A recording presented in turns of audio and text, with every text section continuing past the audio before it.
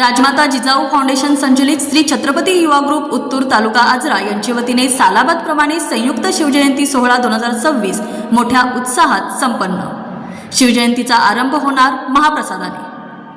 शिवजयंती समिती व ग्रुपचे अध्यक्ष उपाध्यक्ष तसेच कार्यकारी मंडळ उत्तूर व पंचकृषीतील शिवभक्त मावळे रणरागिणी व ग्रामस्थ यांच्या उपस्थितीत संयुक्त शिवजयंती सोहळा 2026च्या निमित्ताने विविध सामाजिक सांस्कृतिक व प्रबोधनात्मक उपक्रम राबवत मोठ्या उत्साहात शिवप्रभूची जयंती साजरी करण्यात आली। या भव्य दिव्य मिरवणुकीत उत्तूर व पंचकृषीतील ग्रामस्थ या सोहळ्याला प्रमुख उपस्थिती होती। राजमाता जिजाऊ फाउंडेशन संचलित श्री छत्रपती युवा ग्रुप उत्तूर अध्यक्ष आयुष प्रवीण जवाहिरे, उपाध्यक्ष विनायक तानाजी कातोरे, सचिव विनायक बाळासो जवाहिरे, खजिनदार अवधूत दिनकर कुंभार, प्रसिद्धी प्रमुख शुभम बाळकृष्ण तिबिले, संपर्क प्रमुख स्वप्नील विलास खोतसह अष्टप्रधान मंडळ, संस्थापक अध्यक्ष योगेश भाईगडे, सदस्य तुषार घोरपडे, राजेंद्र भोसले, सौरभ कुरुणकर, विश्वनाथ हसबे, रोहित कुरुणकर, आकाश पोर्लेकर, दिलावर लाटवाले, विशाल उत्तुरकर या मावळ्यांच्या सक्रिय सहभागाने व ग्रामस्थ यांच्या सहकार्याने हा सोहळा ढोल ताशांच्या व पारंपरिक वाद्यांच्या गजरात संपन्न झाला। अलोट गर्दी व मान्यवरांचा सहभाग। यावेळी शिवभक्त सौरभ वांजोळे व रोहित कुरुणकर यांनी दिलेली मुलाखत व तरुण पिढीला दिलेला संदेश याबाबतचा आढावा घेतला संपादक संभाजी जाधव यांनी। पाहतात शिवजयंती उत्सव। नमस्कार। शिवरायांचे 8वे रूप, शिवरायांचा 8वा प्रताप, शिवरायांचा 8वा साक्ष भूमंडळ। आज 19 फेब्रुवारी अखंड हिंदुस्थानाचे आराध्यदैवत पुण्यश्लोक छत्रपती शिवाजी महाराज यांची जयंती। आपण आहोत कोल्हापूर जिल्ह्यातील व आजरा तालुक्यातील उत्तूर या गावात। येथील सामाजिक एक तरुण मंडळ जे छत्रपतींच्या नावानं जे मंडळ आहे त्या मंडळाचं कार्य फक्त शिवजयंती पुरतं मर्यादित नसून अनेक वर्षापासून सामाजिक कार्यात अग्रेसर आहेत।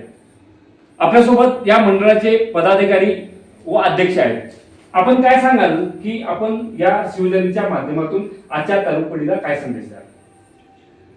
आता तुम्ही म्हटलं की शिवरायांचे 8वे रूप, शिवरायांचा 8वा प्रताप। खरं तर तीच भूमिका आम्ही घेतलेली आहे आणि गेल्या 13 वर्षापूर्वी छत्रपती युवा ग्रुप उत्तूरची स्थापना झाली। राजमाता जिजाऊ फाउंडेशनच्या अंतर्गत हा ग्रुप कार्य करतो आणि तेव्हापासून सतत शिवरायांचा विचार घेऊन दरवर्षी एक मोठ्या उत्साहाने शिवजयंती तर साजरी केली जातेच, त्याचबरोबर जिजाऊ साहेबांची जयंती असेल, शंभूराजांची जयंती असेल, राज्याभिषेक सोहळा असेल, त्याचबरोबर बलिदान मास असेल, असे जे ऐतिहासिक कार्यक्रम आहेत ते घेतले जातात। त्याचबरोबर गडकोट मोहीम असेल, गडकोट मोहिमेच्या अंतर्गत आपल्या या ग्रुपचे मावळे असतील, गावातील इतर मावळे असतील, यांना विविध गटांच्यावर घेऊन जाणं, राज्याभिषेक सोहळ्याला रायगडावर जाणं हे तर आहेच। याचबरोबर आता शिवरायांचा विचार जोपासायचा आहे, तर मग आपल्या गावामध्ये ज्या ज्या वेळेला गरज पडेल त्या वेळेला आपण कार्य उभं करणं हे आम्ही आमची प्राथमिकता समजतो। आणि म्हणून गेल्या 13 वर्षामध्ये रक्तदान शिबिर असतील, स्वच्छता मोहिमा असतील, गावामध्ये एक जुनं किल्ल्याचं आपल्या इथं एक वास्तू आहे, पुरातन वास्तू, तिची स्वच्छता असेल, तिची रंगरंगोटी असेल, छत्रपती शिवरायांचा पुतळा असेल, त्या पुतळ्याची नियमित दररोज त्याची स्वच्छता करणं, त्याचं पावित्र्य राखणं हे कार्य असेल। लॉकडाऊनच्या काळामध्ये ज्यावेळी शाळा बंद झाल्या आणि ज्यावेळी त्या पुन्हा चालू होणार होत्या तर त्या शाळांची स्वच्छता करणं असेल। त्यानंतर लॉकडाऊनच्या काळामध्ये जे गरजूंना साहित्याचं वाटप करणं असेल। त्यानंतर असे अनेकविध कामे आमची सतत सुरू आहेत। मध्येच एक प्रश्न आम्ही घेतोय, मध्येच थांबवते मी। आता उत्तूर हे गाव आपलं एक कुटुंब आहे, परंतु हा आजरा तालुका आहे। आपण शिवकार्य करत असताना आपल्याला असं कधी काय वाटलं नाही की उत्तूर गावासोबत आजरा तालुक्यातील काही खेडेगावामध्ये अशी तरुण मंडळी आहेत त्यांना आपल्या ग्रुपमध्ये किंवा आपल्या मंडळात सहभागी करून घेऊन मोठ्या प्रमाणात आजरा तालुकास्तरीय शिवोत्सव का आपण चालू करू शकत नाही? खरं तर तुमचा प्रश्न बरोबर आहे। आम्ही काय केलं, आमच्या कार्यकारिणीमध्ये संपर्क प्रमुख नावाचं एक पद तयार केलं आहे आणि संपर्क प्रमुखांचं काम हे आहे की ते आजूबाजूच्या गावातील जे शिवजयंती करणारे मंडळ आहे त्यांना ते कनेक्ट ठेवतील आणि त्यांच्याशी आपले काही जे उपक्रम असतील त्यांना ते सामावून घेतील। आता उदाहरणार्थ घ्यायचं झालं तर आम्ही मधल्या काळामध्ये शेतकऱ्यांसाठी कृषी प्रदर्शन घेतलेलं होतं, तर त्यावेळी बाकीच्या गावातल्या मंडळांनी आम्हाला चांगला प्रतिसाद दिला। शेतकऱ्यांसाठी आम्ही त्यावेळेला मोफत आरोग्य शिबिर ठेवली त्यांच्या जनावरांसाठी, त्यावेळी सुद्धा आम्हाला आजूबाजूच्या गावातून चांगला प्रतिसाद मिळाला। त्यानंतर आम्ही ज्यावेळी मुलींसाठी हिमोग्लोबिन तपासणीचं शिबिर ठेवलं म्हणा किंवा महिलांसाठी काही लेक्चर्स व्याख्याने आयोजित केली तर ती फक्त गावापुरती नाही तर बाहेरच्या महिलांसाठी ठेवली। होम मिनिस्टर सारखा कार्यक्रम घेतला तर तो बाहेरच्या गावातील महिलांना सुद्धा त्यामध्ये सामावून घेतलेला आहे. हळदी कुंकूचा कार्यक्रम असेल किंवा आज कुंकुमार्चन सोहळा आम्ही घेतला तर त्याला देखील आम्ही बाहेरच्या गावातील महिलांना आमंत्रित करून बाहेरच्या गावामध्ये ते कार्यक्रम होत नाहीत त्यावेळी ते आमच्या गावामध्ये त्यांना आम्ही समावेश करून घेतलेला आहे.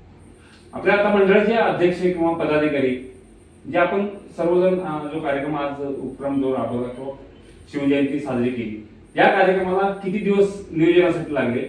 एक दिवसाचा सोहळा असतो परंतु यासाठी खूप दिवस काम करावं लागतं.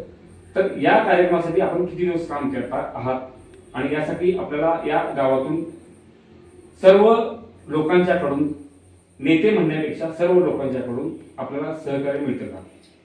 खरं तर आमच्या गावाचं वैशिष्ट्य आहे की या गावामध्ये शिवजयंती करणारं एकच मंडळ आहे. म्हणजे काय होतंय की गणपतीला जरी इतर मंडळ असले तरी ही सगळ्या मंडळांचे कार्यकर्ते एकत्र येऊन छत्रपती युवा ग्रुपच्या अंतर्गत ही शिवजयंती एकोप्यानं साजरी करतात. आणि खरं तर शिवजयंती सुरू करण्यामागचा त्यावेळेचा उद्देश हाच होता की गावाने एकत्र यावं आणि तेच या माध्यमातून घडत आहे आणि म्हणूनच ही पश्चिम महाराष्ट्रातली मोठी शिवजयंती होते. शिवजयंती साधारण आम्ही डिसेंबरच्या शेवटी आम्ही असं जाहीर करतो की आपण एक मिटिंग घेऊया आणि आपली कार्यकारिणी जाहीर करूया आणि तिथून पुढे कामाला सुरुवात करूया. किमान 1.5 महिना अगोदर आम्ही कार्यकारिणी बनवून आमचं कार्य सुरू करतो आणि मग 1.5 महिन्यापूर्वी सगळे कार्यक्रम तयार होतात आणि ही कार्यकारिणी जवळपास 1.5 महिना पूर्ण या ठिकाणी काम करत असते. रोज सकाळ संध्याकाळचा वेळ ही मुलं आपले दिवसभरातली कामं सांभाळून, सगळीच काही मोठ्या घरातली मुलं नाही आहेत, सगळीजण सर्वसामान्य शेतकरी कुटुंबातली आणि मध्यमवर्गीय कुटुंबातली मुलं आहेत, ज्यांचा हातावर पोट आहेत असे सुद्धा मुलं आहेत. पण फक्त शिवरायांच्या प्रेमापोटी सकाळ संध्याकाळ ही वेळ देतात. रात्रीचं कधी कधी 2-3 जरी वाजले तरी ही कामामध्ये असतात. अक्षरशः यावेळी पहाटे 4 वाजले कारण आम्ही यावर्षी शिवरायांचं स्मारकाचं नूतनीकरण केलं. त्या कामामध्ये पहाटे 4 वाजले तरी ही मुलं कार्यरत राहतात. अशा वेळेला ग्रामस्थांचा आम्हाला सपोर्ट असल्याशिवाय हे कार्य पुढे जाणं शक्यच नाही. म्हणून गेली सतत 13 वर्ष या वर्षी असं म्हणणार तर गावच्या ग्रामस्थांनी आणि इथल्या व्यापाऱ्यांनी म्हणा किंवा प्रत्येक शेतकऱ्यांनी सुद्धा सढळ हाताने आम्हाला त्या या कार्यक्रमामध्ये सहकार्य केलेलं आहे. आर्थिक रूपात असू देत, श्रमिक रूपात असू देत, सगळ्या पद्धतीने. आणि म्हणूनच हे शिवकार्य पुढे जात आहे. शिवजयंती ही नेहमी साजरी केली पाहिजे, रोज साजरी केली पाहिजे, परंतु आपण हा उपक्रम जो राबवता या मागचा ध्येय ध्यास आणि उद्देश काय आहे? खरं तर गेल्या काही वर्षामध्ये शिवजयंती तितक्या मोठ्या प्रमाणात होतच नव्हती. त्यामुळे शिवरायांचं कार्य माहिती नव्हतं. तर शिवराय मनामनात शिवजयंती घराघरात हा आम्ही एक उपक्रम सुरू केला. त्या अंतर्गत आम्ही शिवशिष्यवृत्ती स्पर्धासारखी एक स्पर्धा पण ठेवली होती की जेणेकरून शिवरायांच्या आयुष्यावर आम्ही 100 प्रश्न तयार केले आणि भागातील, आता तुम्ही मगाशीच प्रश्न विचारला त्याप्रमाणे जवळपास उत्तूरच्या आसपासची 22 खेडे आहेत. त्या 22 खेड्यामध्ये ही स्पर्धा घेतली होती आणि त्यामुळे त्या प्रत्येक विद्यार्थ्यामध्ये त्यांच्या घरापर्यंत शिवाजी महाराजांचा इतिहास पोहोचलेला होता आणि शिवाजी महाराजांच्या जीवनावरचे 100 प्रश्न त्यामध्ये होते. आणि त्या 100 प्रश्नांच्या नंतर त्यांना आम्ही विश्लेषण सुद्धा दिलेलं आहे की ते प्रासंगिक रूपात. त्यामुळं ती खरोखर यशस्वी ठरलेली शिष्यवृत्ती स्पर्धा होती. त्यातून मुलांना आम्ही शिष्यवृत्ती देण्याचा सुद्धा प्रयत्न केलेला आहे. आपल्याला या आजच्या तरुण पिढीकडून काय अपेक्षा आहेत मंडळ म्हणून? खरं तर ज्यावेळी आपण शिवरायांचं नाव घेऊन या महाराष्ट्रामध्ये आपण जर पुढे जात असो, एक मंडळ म्हणून कार्य करत असो, तर मग आपण शिवरायांसारखं वागणं, शिवरायांचे कैसे बोलणे, शिवरायांचे कैसे चालणे, शिवरायांचे सलगी देणे कैसे असे आपण ज्यावेळी म्हणतो, तर शिवरायांचा आचार विचार आपल्या आचरणात आणणं, त्यांची नैतिकता असेल किंवा शिवरायांचे फक्त तलवारीला धार नव्हते तर त्यांच्या चारित्र्याला सुद्धा धार होती. तर आम्हाला या दोन्ही गोष्टी आमच्या तरुणांच्या मध्ये अंगीकारण्यात याव्यात. त्यांच्या चारित्र्याची धार शक्यतो आपल्याला जास्त करून सध्या तलवारीच्या धारेची नाही तर पण चारित्र्याच्या धारेची गरज आहे या महाराष्ट्राला आणि ती निर्माण व्हावी यासाठी आम्ही सतत प्रयत्न करत असतो. धन्यवाद. निश्चयाचा महामेरू बौद्धजनासी आधारू, अखंड स्थितीचा निर्धारू, श्रीमंत योगी.